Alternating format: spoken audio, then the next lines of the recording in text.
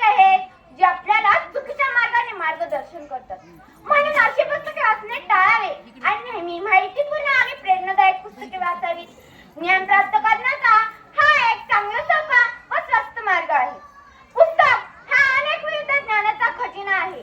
यासाठी आपल्याला पुस्तक वाचण्याचा छंद असायला हवा.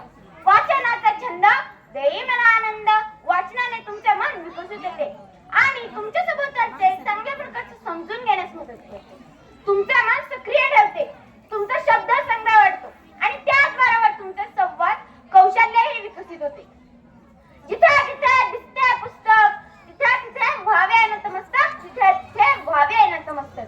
पुस्तक वाचनाने आपल्याला एक प्रकारचा आनंद, ऊर्जा आणि आत्मविश्वास मिळतो, तिचा आपल्याला इतर कोठेही मिळत नाही.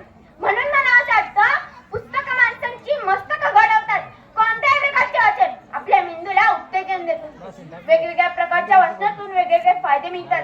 आनंदी वाचनाने मेंदूच्या विविध भागात रक्त प्रवाह वाढतो.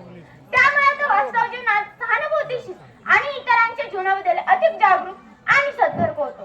रोज वाचा एक पुस्तक, थंड राहील आपले मस्तक.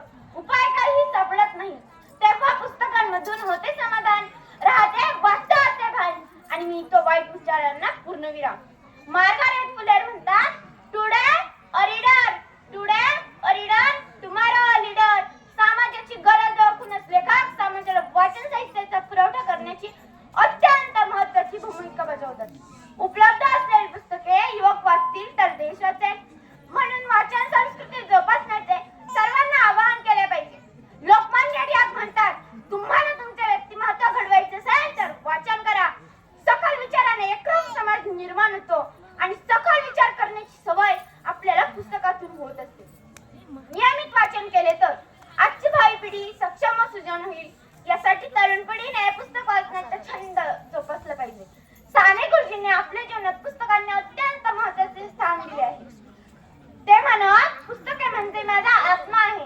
अशा साने गुरुजींनी लिहिलेल्या अशा आमच्या पुस्तकाने अवघ्या महाराष्ट्राला वाचण्याचे वेळ लावले आहे. आजची भडक संस्कृती माणसांच्या मनाचे संतुलन बिघडत आहे. माणूस आस्तिक झाला आहे, तो त्याचा आत्मकेंद्रितपणा वाढला आहे. अशा वेळी त्यांच्या मनाची श्रीमंती वाढवण्याचे सामर्थ्य फक्त पुस्तकांमध्येच असते. अशा ग्रंथ संपत्तीबद्दल राष्ट्रसंत तुकडोजी महाराज म्हणतात, होईल जीवनाची उन्नती, होईल जीवनाची उन्नती, ज्ञान विज्ञानाची प्रगती. होईल जीवनाची उन्नती, ज्ञान विज्ञानाची प्रगती.